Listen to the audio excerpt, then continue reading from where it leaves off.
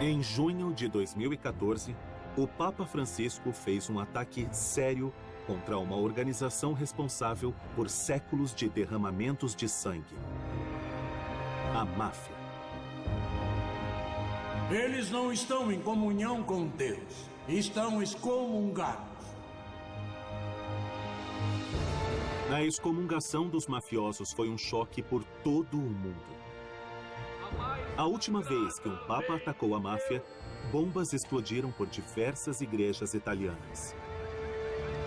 Os mafiosos são muito religiosos, mas neste filme vamos mostrar como também são extremamente cínicos pela maneira que usam a religião para justificar o poder. E o motivo pela qual saem impunes nisso é porque por décadas houve um casamento por razões políticas que mantiveram a máfia e a igreja juntas. Qual o resultado deste casamento profano? Os mafiosos tomaram controle de festivais religiosos. Homens que usavam mantos agiam juntos como homens honrados. O Banco do Vaticano lavou o dinheiro da máfia. Padres foram assassinados por ir contra os crimes dos chefes da máfia. Meu nome é John Dick e eu passei 15 anos estudando o crime organizado italiano. Agora, estou investigando o que liga a máfia com a Igreja Católica e o que é necessário para cortar essa ligação.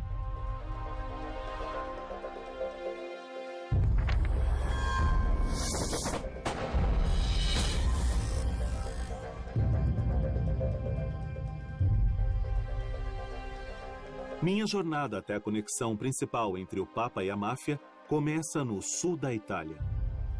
De Nápoles a Sicília, o crime organizado aqui sempre foi um problema. Calábria, a região no dedão da bota da Itália, é o lar da mais perigosa máfia dos dias de hoje: os 'Ndrangheta. Desde o começo dos anos 90, os 'Ndrangheta superaram a Cosa Nostra, na Sicília, como o maior importador de cocaína da Europa. A violência é a base de tudo o que os 'Ndrangheta fazem. Homens, mulheres e crianças foram mortos sem hesitação ou piedade. Foi aqui, na Calábria, que o Papa Francisco lançou sua ira. Os 'Ndrangheta não são nada além do que uma adoração ao mal, além de uma afronta ao bem comum. E esse mal precisa ser eliminado, precisa ser expulso. Foi o assassinato de uma criança de 3 anos que trouxe o Papa Francisco até a Calábria. Cocò Campolongo estava sob os cuidados do avô, um traficante que estava prestes a colaborar com as autoridades. Em janeiro de 2014, Cocò e seu avô foram mortos por um esquadrão dos 'Ndrangheta. Após o ataque, seus corpos foram queimados. Esse crime horrível fez com que o Papa Francisco fizesse uma coisa que nunca nenhum Papa havia feito antes. Ele excomungou os mafiosos. Eles não estão em comunhão com Deus, estão excomungados.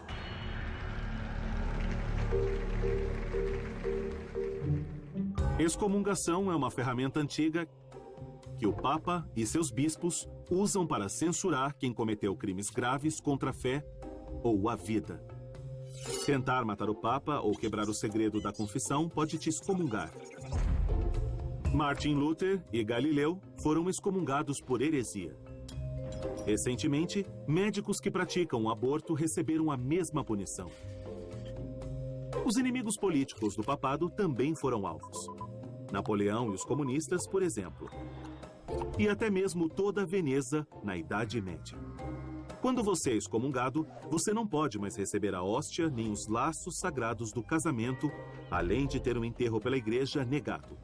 Você está a caminho do inferno. E a única maneira de evitar a danação é se arrepender e conseguir a absolvição de um bispo.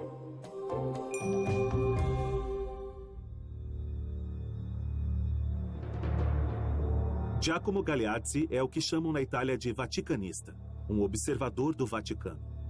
Ele estava lá quando o Papa Francisco fez sua homilia. E ficou claro para ele que o Papa não falou apenas dos mafiosos. mas também de padres. Eu percebi que os padres presentes ficaram confusos, porque eu acho que estavam com medo que, de alguma forma, isso iria dividir sua comunidade. De agora em diante, nenhum padre, nenhum bispo poderia dizer "eu não sabia". O clero não vai mais poder estar no limite em que se pode desviar o olhar e ignorar de onde é que vem o dinheiro da cesta. E isso aconteceu em diversos pontos sul pelo mundo, não apenas no sul da Itália, mas na América do Sul e o tráfico de drogas, por exemplo.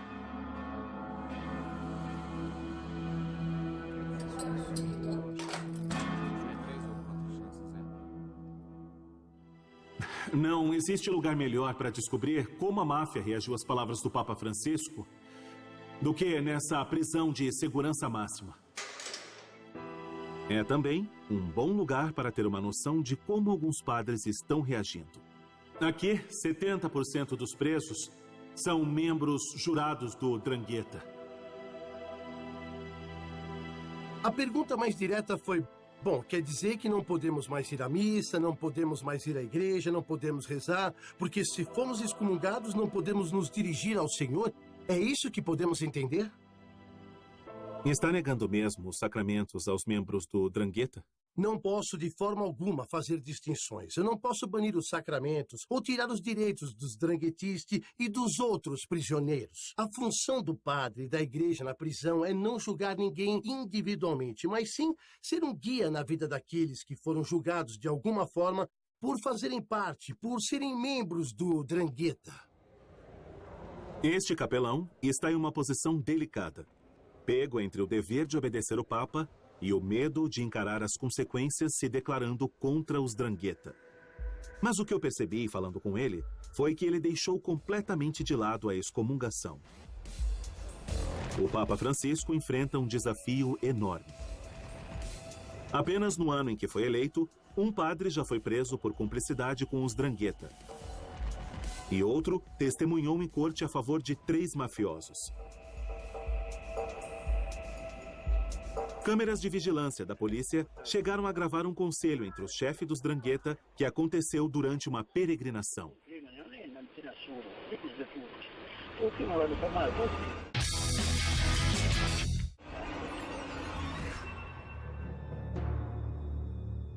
Homens representando chefes de todo o mundo foram ao santuário em Pose para cumprimentar o chefe local e beijar seu anel. Esse é um gesto de submissão, uma maneira de reconhecer quem é o chefe. Levou um século e meio para que um papa excomungasse a máfia. Depois de muito tempo, durante uma visita do Papa Francisco, bispos de Calábria entregaram um documento denunciando os 'Ndrangheta, o primeiro documento com a palavra 'Ndrangheta, mas isso foi em 2015. E hoje, apesar da excomungação papal, ainda existe cumplicidade entre a igreja e a máfia? Acredito que sim.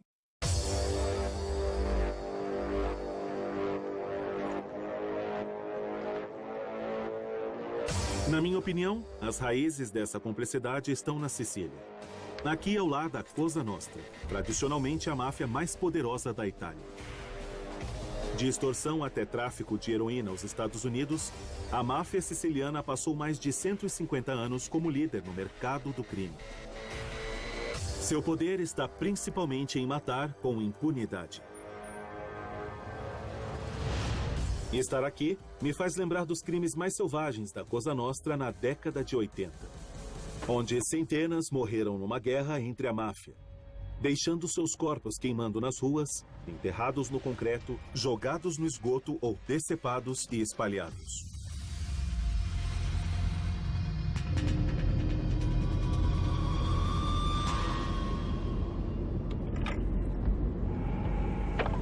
Eu me lembro da fábrica de pregos, que ficava em Bagheria.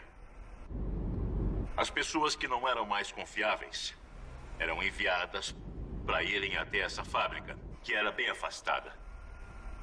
E assim que chegavam, elas nunca mais saíam de lá. Nunca mais voltavam para casa.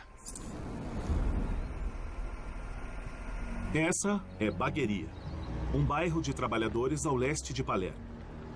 E essa é uma antiga fábrica de pregos.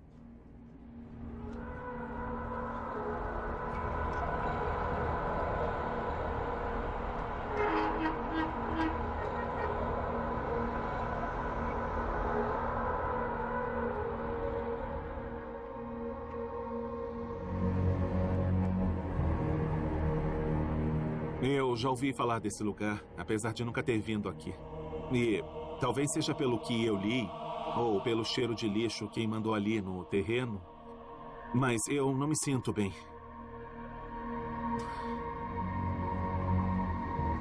Aqui era onde o Cosa Nostra fazia seus problemas desaparecerem.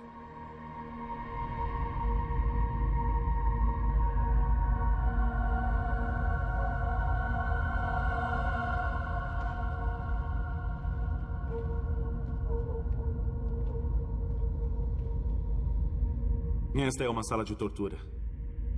As vítimas eram trazidas aqui, torturadas por mafiosos.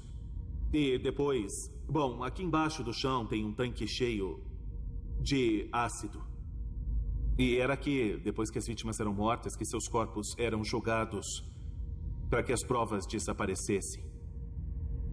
Um mafioso que se entregou ao Estado usou a melhor frase para descrever aqui. Ele chamou de Cosa Nostra, o campo de extermínio.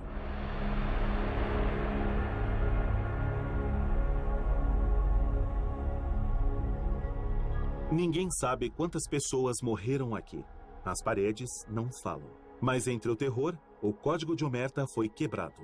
E os homens que cometeram atrocidades como essa falaram pela primeira vez sobre o papel principal, apesar de conturbado, que a religião tem em suas vidas. Como homens de honra que somos, todos acreditamos ser católicos. Podemos até traçar a origem da Cosa Nostra ao apóstolo Pedro. Pertenço à Cosa Nostra e sou católico. Pode parecer estranho, mas somos homens de honra e temos Bíblias. Todos nós honramos os santos. Por exemplo, existe uma regra na Cosa Nostra contra matar às sextas-feiras, porque é um dia de luto para nós.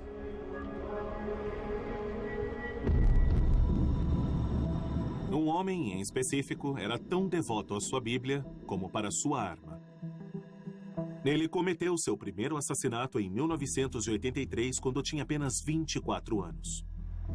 Quando ele foi preso apenas alguns quilômetros daqui, ele virou uma das pessoas mais ricas e mais poderosas da Cosa Nostra. Essa casa pertencia ao chefe da máfia, Pietro Alighieri, que gastou mais da metade da sua vida fugindo da lei. E esse era um de seus vários esconderijos aqui. Bom, como vocês podem ver, ele está caindo aos pedaços, porque faz anos que ninguém entra aqui. Na verdade, ninguém nunca filmou.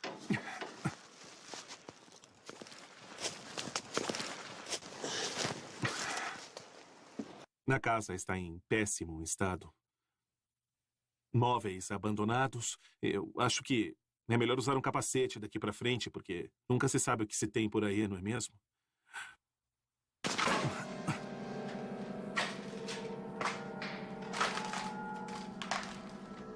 Pela bagunça e os destroços aqui, eu acredito que podemos crer que foi abandonado às pressas. Explorar essa casa é como ver a mente de Alighieri. Fica claro que sua religião não era apenas para se mostrar. Era um assassino, mas também era muito religioso.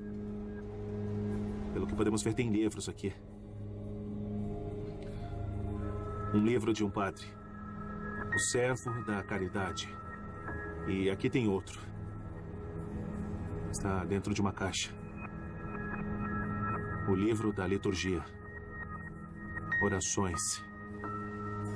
Eu acho que esse é o tipo de livro que um padre com certeza teria.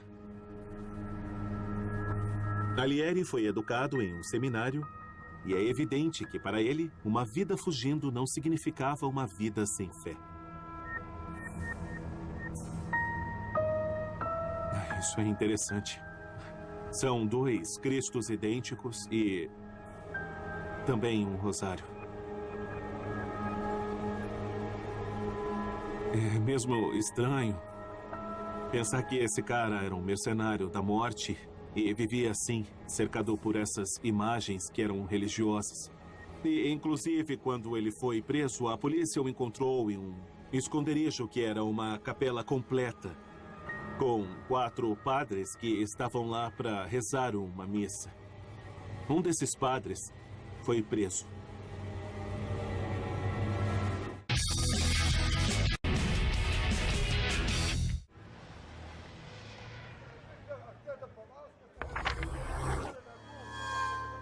Cosa Nostra entrou na vida do padre Mário Fritita quando um membro da gangue de Alieri bateu na porta de sua igreja perto do porto de Palermo.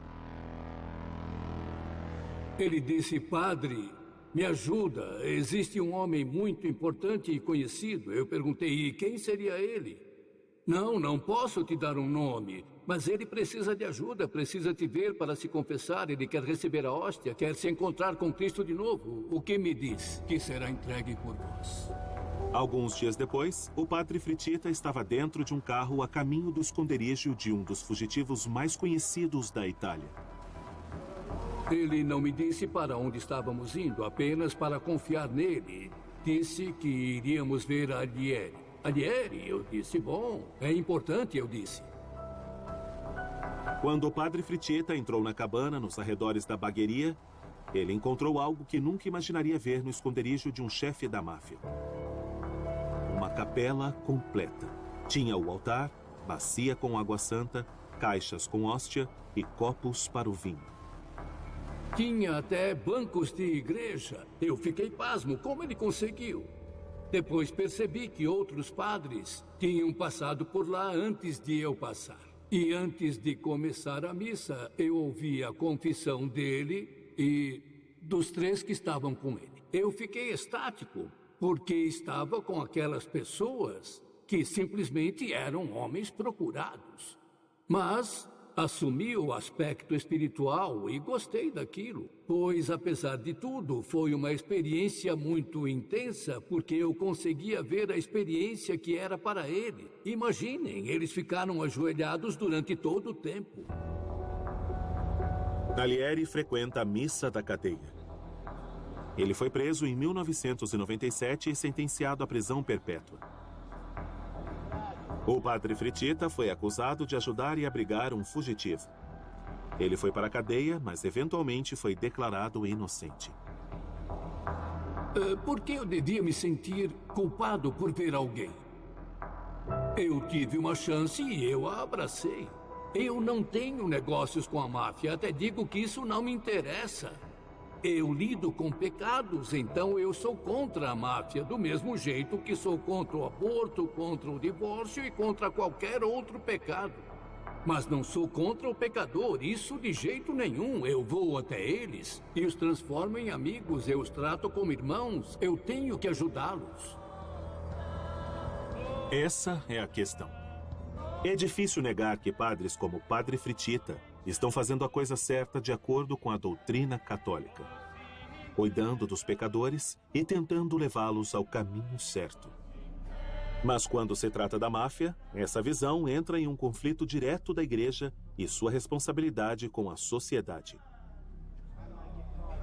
Quando Pietro Aglieri foi preso, ele virou um estudante de teologia e decidiu que nunca iria cooperar com as autoridades, permitindo que seus cúmplices pudessem continuar matando e traficando drogas. E o pupilo de Fritita, como era chamado, seguiu seus ensinamentos. O que importa não é se arrepender aos olhos do homem, mas aos olhos de Deus. Senhor Scapinato, em sua carreira, o senhor questionou muitos mafiosos de diversos tipos e posições. Qual sua opinião sobre a religiosidade deles? Para os mafiosos, a irmandade e a família são muito mais importantes do que a sociedade. Um mafioso vai pegar certos aspectos da cultura católica, como a noção do arrependimento moral, sexual, valores familiares, e colocá-los com Deus e a religião à sua maneira.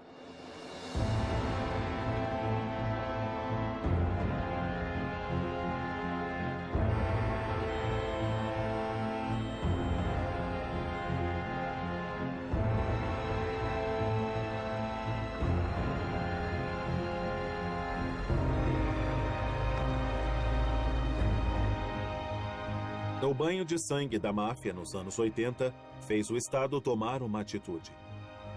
E a peça-chave dessa atitude foram os vários julgamentos em Palermo que começaram em 1986. Os 746 homens em julgamento eram tão perigosos que construíram um tribunal especial. Olha, eu preciso admitir que estar aqui me enche de calafrios, porque este é o famoso tribunal guardado de Palermo.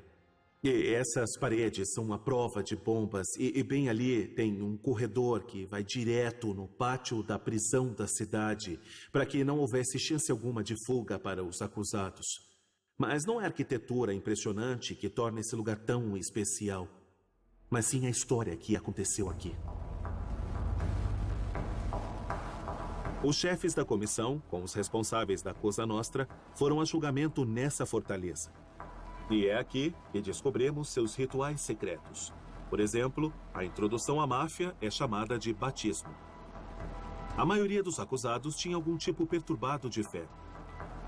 Homens como Michele Greco, conhecido como Papa, que afirma que era tão devoto quanto qualquer ocupante do trono de St. Peter. Quando os juízes saíram para decidir o veredito, ele proferiu uma estranha bênção. Eu desejo a paz e a serenidade a cada um de vocês, senhor presidente. Desejo paz a todos vocês, porque a paz significa serenidade e a serenidade é ter paz em espírito e em consciência. Desejamos o mesmo ao senhor. Por favor, me escutem. Eu preciso lhe dizer isso, senhor presidente. A serenidade é fundamental para qualquer um tomar uma decisão. Não são minhas palavras, são as palavras de nosso Senhor.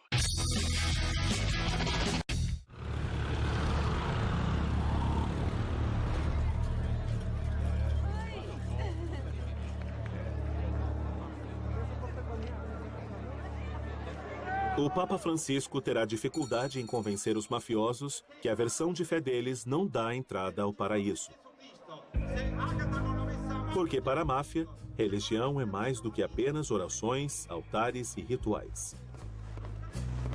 Todo mês de fevereiro, milhões de pessoas se juntam na cidade ao leste da Sicília, em Catânia, para o Festival de Santa Ágata. O festival traz fogos de artifício e a tradicional carne de cavalo para comer. Alguns adoradores mostram sua devoção carregando velas enormes.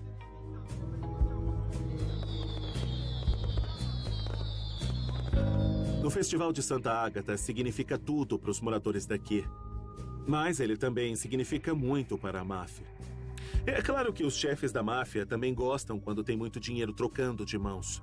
Mas para eles o festival representa uma oportunidade imperdível para mostrarem seu poder e exigirem também o seu respeito. O chefe de polícia, o investigador Antônio Salvago, anda monitorando as atividades da máfia no festival por anos. Existem muitos grupos da máfia em Catânia. E para um deles ter o poder de fazer uma procissão em um lugar específico, é uma maneira de mostrar que ali e agora ele controla. Ele controla toda a cidade.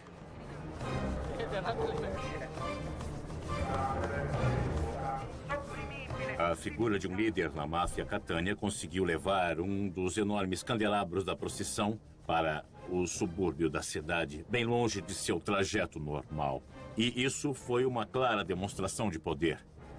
Isso foi para demonstrar o domínio da gangue Santa Paola Ercolano em uma parte da cidade que era dominada especificamente por uma gangue que era rival.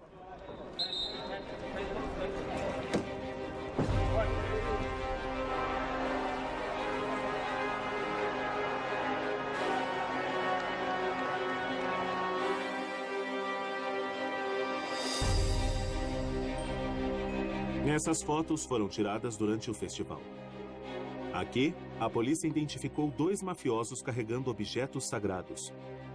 E nessa daqui, inclusive um dos mafiosos conseguiu subir na carruagem no lugar que geralmente é ocupado pelo padre. Isso mostra que o Festival de Santa Ágata, o terceiro maior evento desse tipo no mundo, se tornou o primeiro a ser visto tendo alguma ligação com a máfia. Durante o período da sua investigação, o senhor teve a oportunidade de conversar com o bispo de Catânia. O que ele contou exatamente ao senhor? No julgamento, não recebemos uma resposta clara do bispo de Catânia. O bispo Bomarito, ele não conseguiu dar uma resposta com clareza. Eu acho que foi porque naquela época a igreja não dava o devido valor, não dava o mínimo valor para o grande problema que todos enfrentavam, que era dos grupos da máfia usarem o festival religioso, esse nosso festival, para mostrar sua autoridade.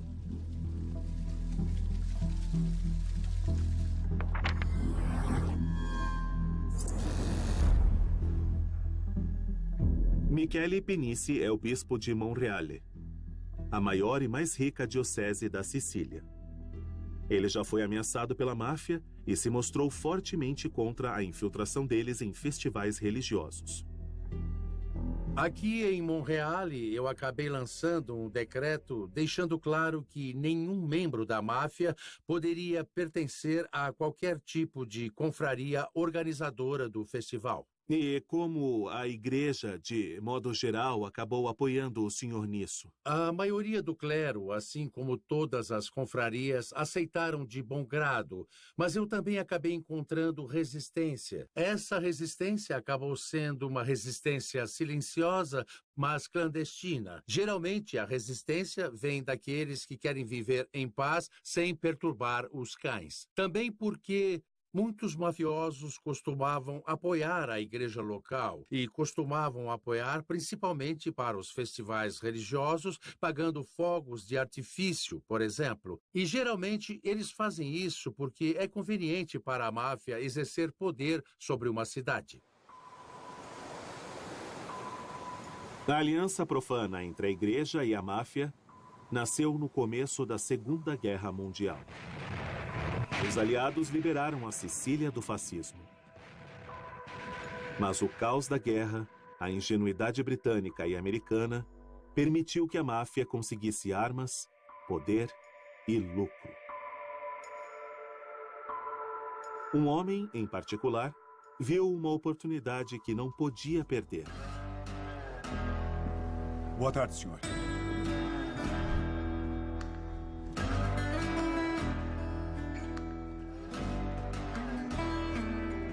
Michele Navarra foi um chefe da máfia e também um médico militar. Ele se dava tão bem com os aliados que acabaram fazendo um acordo exclusivo com ele para usarem antigos veículos militares e começar uma empresa de ônibus. Hoje em dia, essa empresa ainda é a maior em toda a Sicília. Na verdade, é que roda entre Palermo e a cidade natural do Dr. Navarra, Corleone.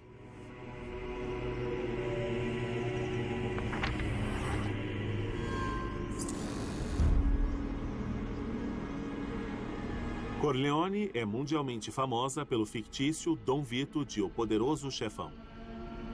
Mas na Itália, é mais conhecida por ser o lar da família mais sanguinária da Cosa Nostra. Quando a Segunda Guerra Mundial acabou, Michele Navarra ficou no comando por aqui. Seu próximo movimento foi terrorismo político, um ataque ao povo da esquerda. Bom, logo depois da guerra, a Sicília foi dividida.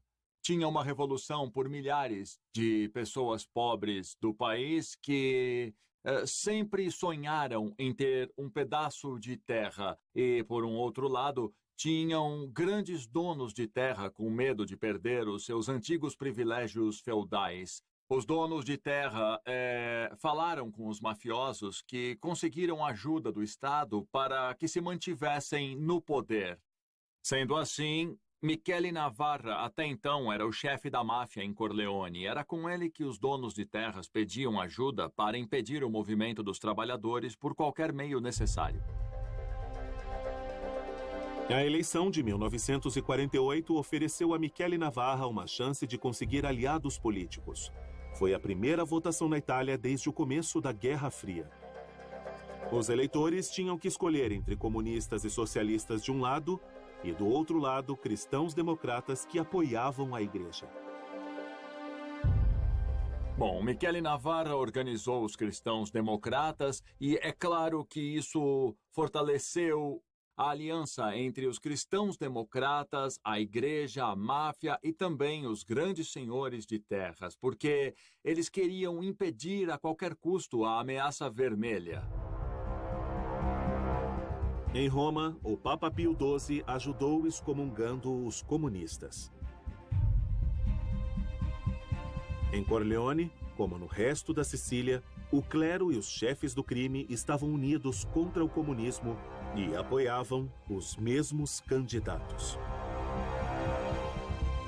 Michele Navarra ia frequentemente na igreja de Corleone e ele era um grande apoiador.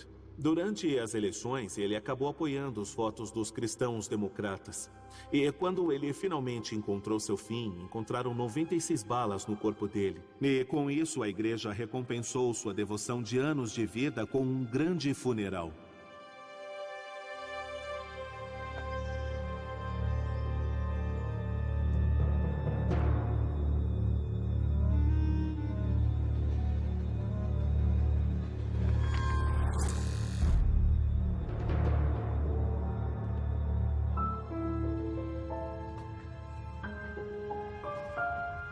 A igreja e a máfia da Sicília foram parceiros por toda a era da Guerra Fria. Seu relacionamento sobreviveu aos piores surtos de violência da máfia. Em 1963, um carro-bomba da máfia matou 7 soldados nas proximidades de Palermo. O Vaticano exigiu que o cardeal de Palermo agisse, mas o cardeal Ruffini recusou. Ele descreveu os mafiosos como trapaceiros comuns e irritado que nenhum deles ia à igreja. Ele também disse, por vários anos que sou ministro e nunca vi um deles ser capaz de ter qualquer relação com o clero e os criminosos. Ele errou.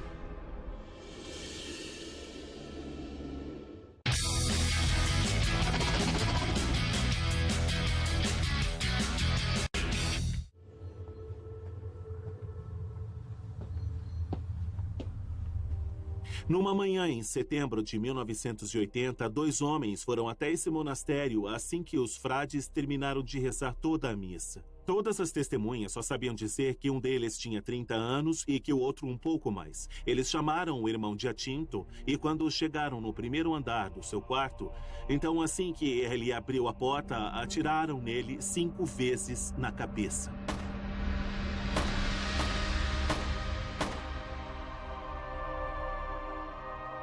Esse, com certeza, foi o assassinato que abriu uma porta para um padrão sinistro ligando a máfia, a política e também a igreja.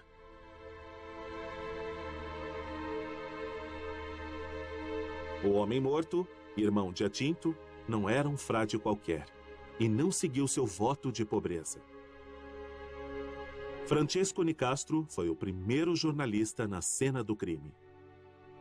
Ele tinha um estilo de vida de uma pessoa rica, não como o de seus outros irmãos frades. Ele tinha roupas que eram costuradas sob medida, tinha perfumes franceses, garrafas de uísque, uma pistola e também 4 milhões de liras em dinheiro, o que era considerado muito dinheiro para aquela época. O irmão Giacinto tinha uma série de contatos com políticos, com gente da sociedade, mas, acima de tudo, ele tinha contato com pessoas da máfia.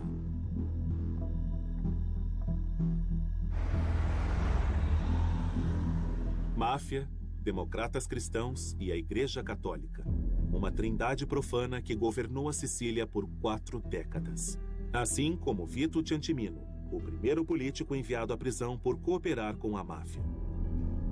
Por décadas, ele foi a conexão da cidade entre o governo, a indústria da construção e Cosa Nostra. Em 2009, Massimo, o filho de Vito Ciantimino, decidiu colaborar com as autoridades.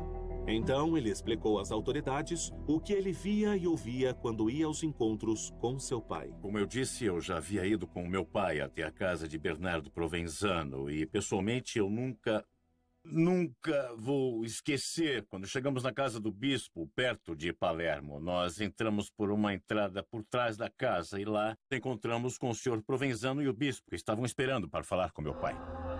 Bernardo Provenzano só foi preso em 2006, depois do recorde de 43 anos sendo procurado.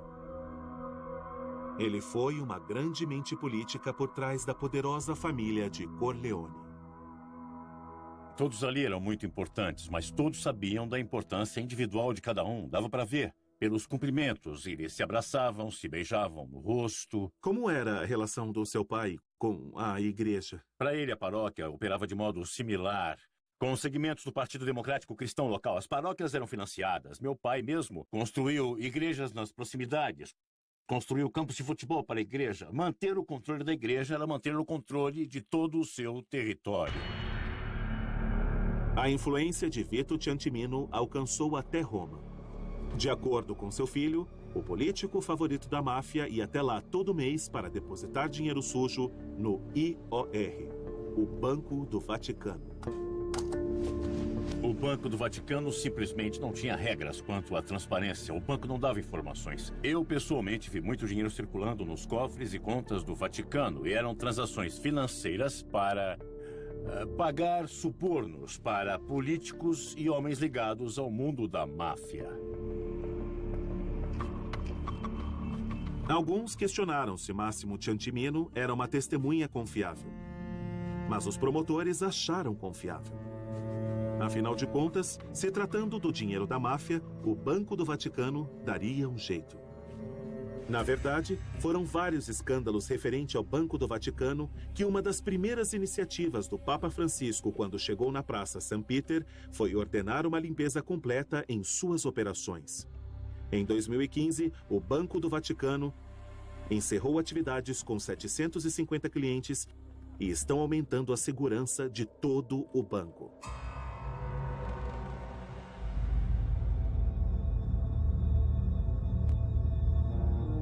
Vito Ciantimino foi preso em 1984 quando uma nova guerra começava na Sicília. Os clãs mais poderosos da máfia decidiram tomar controle da Cosa Nostra. Durante uma década sangrenta, mais de 1000 pessoas morreram. Chefes da máfia, soldados e parentes foram brutalmente assassinados, enquanto os Corleonesi exterminavam seus rivais. E quando alguém tentava ir contra a máfia, também viravam alvos. Fossem eles juízes, policiais, políticos, médicos, jornalistas e políticos honestos seriam mortos.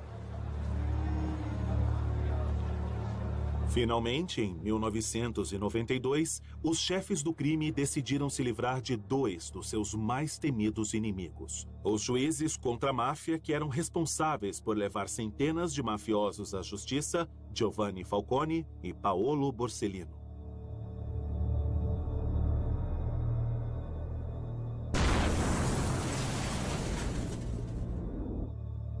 As bombas que mataram os 2 homens em um intervalo de 2 meses também mataram a esposa de Falcone e 8 guarda-costas corajosos. A Cosa Nostra nunca havia atacado o Estado com tanta brutalidade explícita. Os sicilianos se cansaram.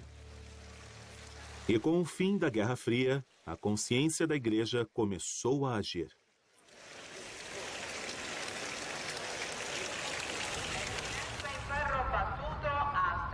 Nós estamos em Brancaccio, um subúrbio de Palermo, onde alguns lugares são de pobreza do terceiro mundo.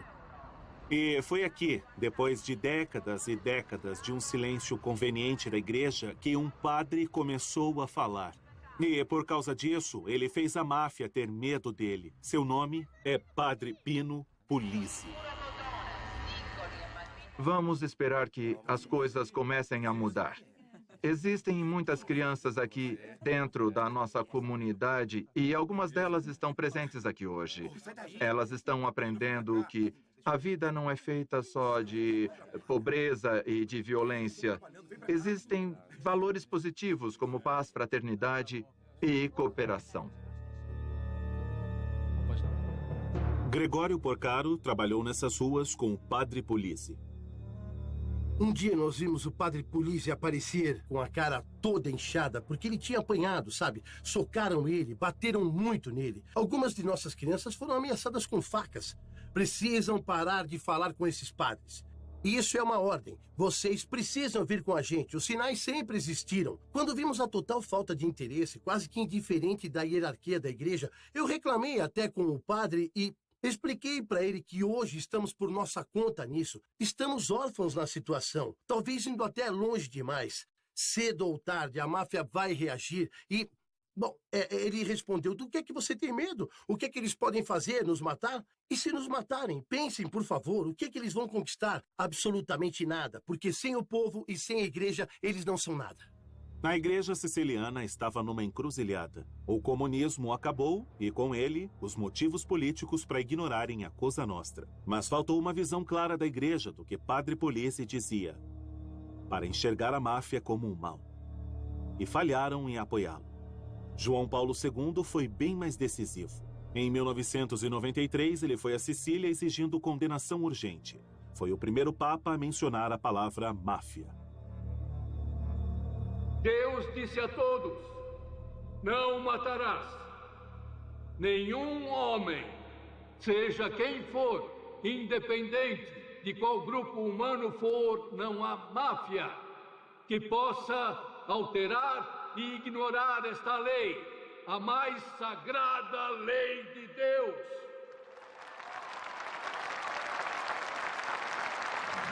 Eu digo aos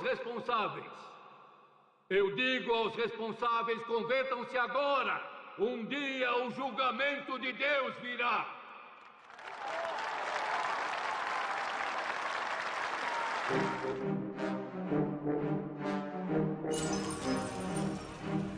Em menos de 2 meses depois do discurso de João Paulo II, a Cosa Nostra decidiu ensinar uma lição à igreja que um dia foi sua aliada, ou pelo menos uma cúmplice. Bombas explodiram do lado de fora das 2 e mais importantes igrejas de Roma. 2 meses depois, a máfia matou Dom Pino Polizzi.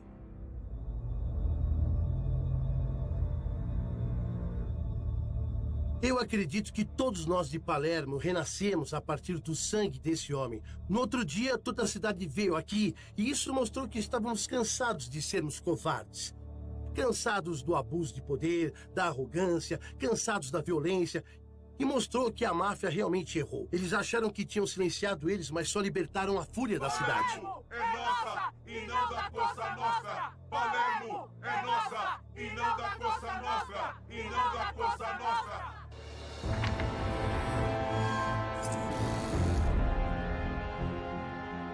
Dom Pino Polizzi foi beatificado logo depois que Papa Francisco virou Papa. Os assassinos do Padre Polizzi estão presos agora. Mas, mesmo assim, mafiosos continuam ocupando a igreja com sua influência venenosa que chega até aqui, na Praça São Peters.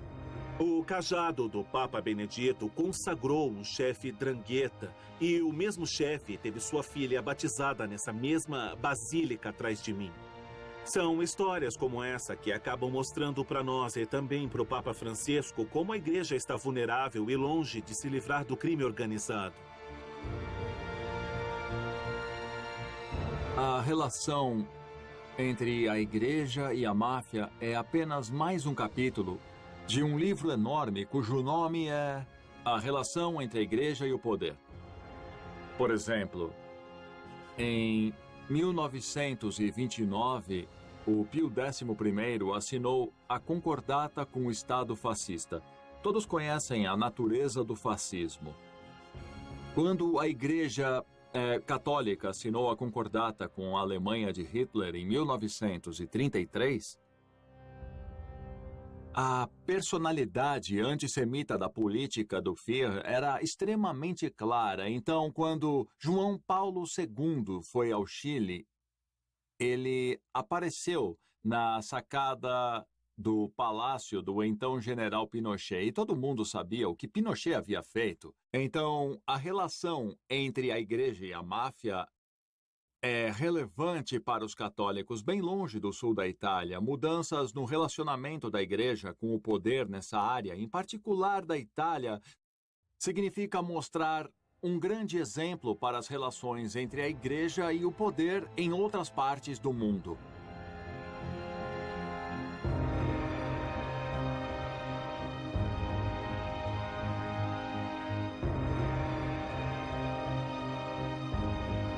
O Papa pode ter excomungado a máfia, mas já vimos muitos padres dizendo que ainda não têm certeza do que eles devem fazer a respeito.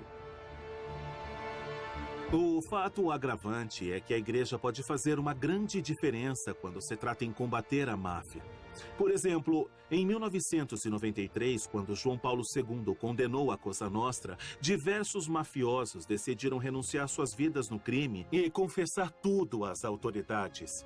E, graças a esses testemunhos, promotores conseguiram atingir o coração do sistema da máfia. O padre Luigi Ciotti é o fundador da maior associação de vítimas da máfia. Marginalizado pela própria igreja por décadas, ele sabe algo sobre o desafio que o Papa Francisco enfrenta. Hoje, assim como no passado, ainda existem sinais de que a igreja continua fraca em alguns lugares. Ainda hoje existem aqueles que apenas assistem, que apenas dizem para alguém fazer algo a respeito. Não. Temos que agir, dar a nossa contribuição para mudar as coisas. A igreja tem que criar as condições, e é isso que o Papa está fazendo para podermos ser livres, para denunciar a violência, os abusos, a arrogância de um sistema que continua a confrontar a dignidade e liberdade das pessoas.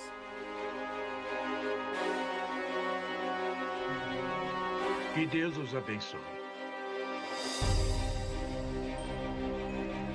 O Papa Francisco vai perder ou ganhar essa batalha não em Roma, mas no sul da Itália.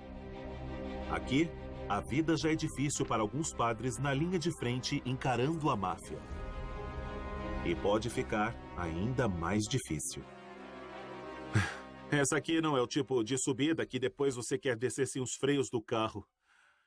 Mas bem aqui no topo, a 'Ndrangheta cortou os cabos do freio de uma van que estava transportando pessoas debilitadas. E só pararam mesmo quando bateram no fim da rua. Agora, por que fizeram isso? A resposta? É um padre que está na linha de frente da luta contra o crime organizado. Teve um tiroteio aqui no domingo de Páscoa. E na noite antes do Natal, teve uma bomba que explodiu essa entrada e fez um buraco. Isso saiu voando e foi destruído. Tudo aqui foi destruído e isso evaporou. No primeiro domingo em Lente, eles atiraram na casa. A polícia diz que fazem isso nos dias sagrados, como uma mensagem dizendo que o padre é o alvo.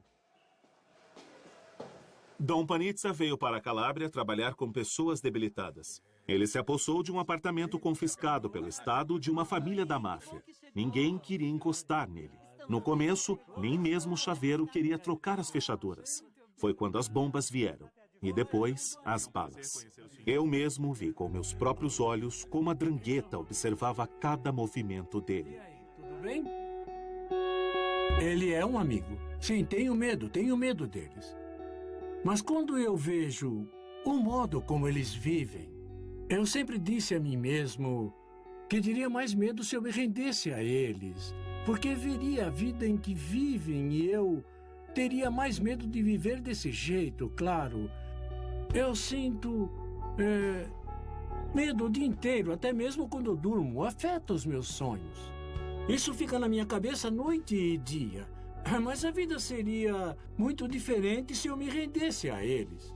Eu não posso fazer isso. Recentemente, atearam fogo na porta da igreja de Dom Panizza. Sua coragem é uma inspiração. São homens como ele que formam os soldados de elite na batalha contra a máfia.